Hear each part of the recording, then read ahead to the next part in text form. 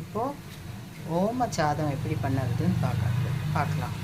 ஓமன்னா இது உடம்புக்கு வயிற்றில் கேஸ் ஏதாவது ஃபார்ம் ஆனாலோ சாப்பிட பிடிக்காட்டாலோ அந்த மாதிரி சமயத்தில் இந்த சாதம் பண்ணி சாப்பிட்டா சூப்பராக இருக்கும். அதுக்கு நல்லெண்ணெய் விட்டு கடுகு, உளுத்தம்பருப்பு, கடலைப்பருப்பு தாளித்து கொட்டி அது நல்லா பொரிஞ்சது பச்சை மிளகா, வெங்காயம், கருவேப்பிலையை போட்டு உப்பை போட்டோம்னா சட்டுன்னு வெந்து கிடச்சிடும். அதனால கொஞ்சம் உப்பையும் போட்டு பாருங்க நல்லா வதங்கிட்டு இதில் சாதம் எத்தனை இருக்கோ அதுக்கேற்ற மாதிரி ஓமம், என்னோடய சாத்துக்கு ஒரு ஸ்பூன் ஓமம் வேண்டி வரும்.